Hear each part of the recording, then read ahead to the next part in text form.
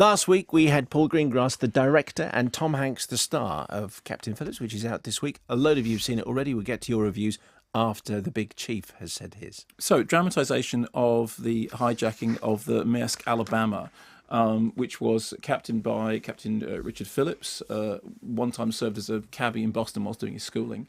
And the story is essentially, at the very beginning, we meet both him getting ready for the journey, and we also meet the Somalis who are going to be the pirates who are going to attack the boat. So we see both of them starting out their journeys, and this is always Paul Greengrass. And the two things that let you know it's a Paul Greengrass movie. One of them is to do with the visuals, which is that sort of that docudrama look, the thing which kind of induced documentary feel. It looks as if the cameras have turned up and the stuff is actually happening. The other is that because Paul Greengrass has always been very interested in, even-handed global stories. It was the same with United 93. So we meet all the separate characters before the hijacking occurs. Anyway, so the Maersk Alabama is on this very, very long journey. They're going through waters which are known to be treacherous, which are known to be open to piracy. As they are going through these waters, they see these boats approaching. Tom Hanks's character, Captain Phillips, immediately thinks something is up and radios for help. 2 skiffs. Can't tell how many they're carrying. Copy that. There's no answer at the U.S. Maritime Emergency Line. Where's the UK MTO? This is the Maersk Alabama. Here's the captain. UK MTO. Operations? Receiving. This is the Maersk Alabama. Our position is 2 degrees 2 north by 49 degrees 19 east. Our course is 180, our speed is 17 knots. We Have 2 skiffs approaching at a distance of 1.5 miles with a possible mothership following. potential piracy situation.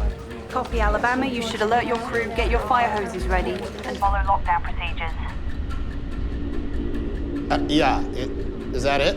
I'm relaying your transmission now, but chances are it's just fishermen. They're not here to fish.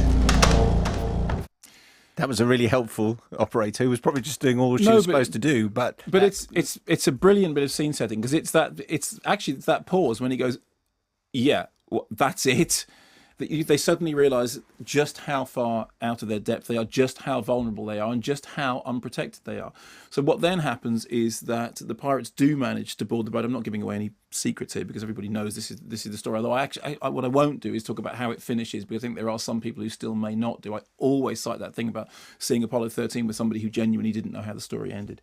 And then what plays out is a tale of 2 captains on the ship. The guy who's the leader of the Somali pirates and Tom Hanks, or the rest of the crew, go down into the boat where they barricade themselves in and attempt to sort of stop the boat from functioning. And then there's this collective intake of breath whilst everybody waits for the outside world to react. Now, I think the number of things to say is, firstly, I'm a huge fan of Paul Greengrass. I think that he has demonstrated an extraordinary ability to take real-life stories and to tell them in a way which is really dramatically engaging, really populist. Anybody can watch and understand them, but also never to feel that that means that you have to reduce the story to simplicities, that you have to somehow caricature anything. He is somebody who believes that complex stories can be told in a way which is thoroughly understandable and can still be, a work. I mean, it is a work of entertainment. It is a thriller movie. There is definitely that, and I certainly watched it. People talk about white knuckle rides, gripping the seats, the arms of the seat. I mean, it was by the end of it, you needed a very, very stiff drink, because it is, in that real Paul Greengrass way, it puts you right there in the huddle with Barry Ackroyd's terrific cinematography, that you really feel that you're right there, but it also steps back and takes a wider approach, takes a more, because it is on one level. Along with everything else, it is a story about globalization, and that's what you get from it being a Paul Greengrass movie. The other thing is, everybody's talked about this extraordinary performance by Tom Hanks, which is absolutely right. I mean, for me, I think it's kind of performance of a lifetime. I think he does it absolutely brilliantly, because what he has to do is go from that. People often talk about him having that everyday Jimmy Stewart charm, but there's also a bit of the sort of the cool-minded heroism of Jim Lovell in there, and there's the emotional rigors or the physical transformations of a performance like you get in Castaway. I mean, Paul Greengrass has said that both he and Tom Hanks said, look, we can't make the same movie again. I mean, Greengrass had made United 93 and, Tom Hanks had made Castaway. They both said, well, we're not making those 2 movies, but obviously there are elements of those movies in. There are also strange, interesting sort of generic nods in both this and United 93.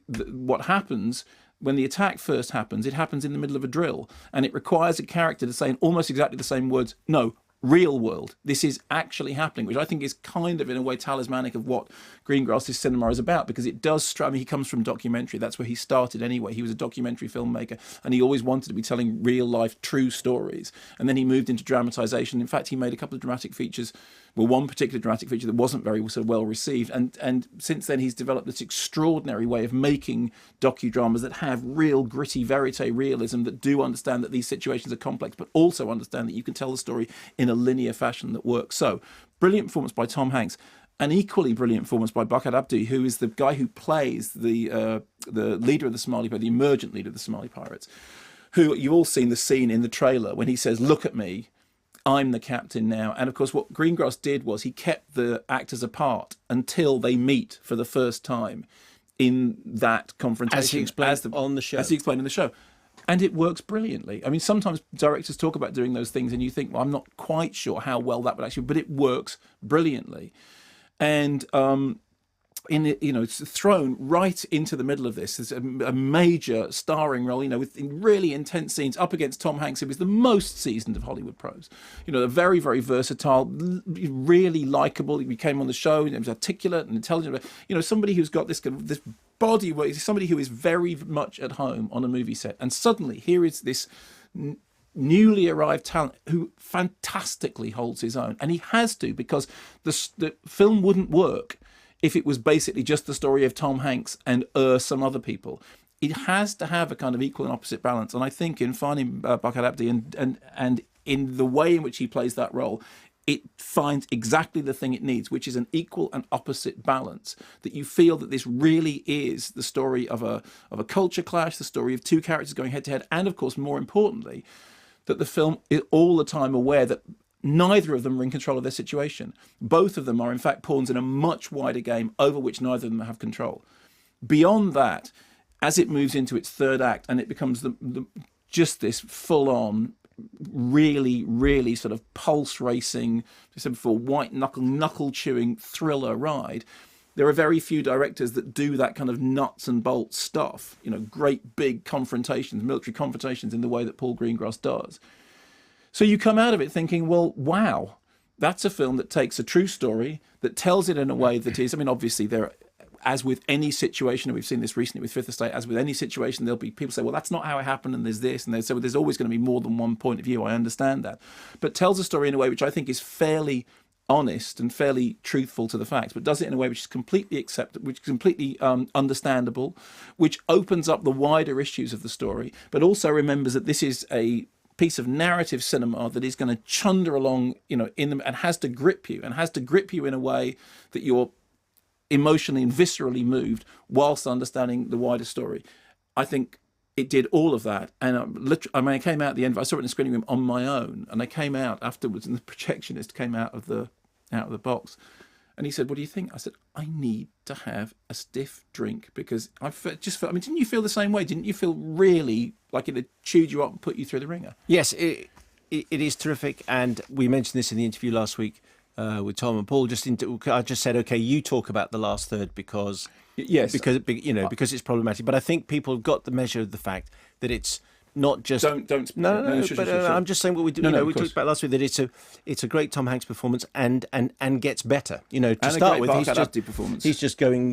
he's just doing a Tom Hanks. But as the film he's doing that. When you say doing a Tom Hanks, he's doing that. Great. Yeah, he's doing that everyman thing. But I think he does things in the last third that you haven't seen before. That you haven't seen before. No, I would agree with that. And I don't think it is when you say it's a film about globalization, I don't think anyone will come out of the movie and say it is a situation which happens because of globalization, but it isn't about globalization. It's about a guy who's been taken hostage. Well, this was interestingly enough, I said that Paul Greengrass had this conversation that he said to Tom Hanks, I think it's about this, and Tom Hanks said, I think it's about a guy who's been taken hostage by pirates. I would say that I lean towards Paul Greengrass's interpretation of it. I think it is, because I think if it's about globalization, it would need to explore in much greater depth what the issues are around globalization. So it happens because of, but it isn't a film about globalization. Okay, in the same way that the Jaws isn't a film about a shark. I think we're talking about degrees. I thought that it did a pretty good job of saying everyone is caught in a wider situation. I admit that may be the extent of it, but to me that was important. It said everyone in this is caught in a wider situation. Sure, and the irony of it is that neither of them are captains of the bigger story.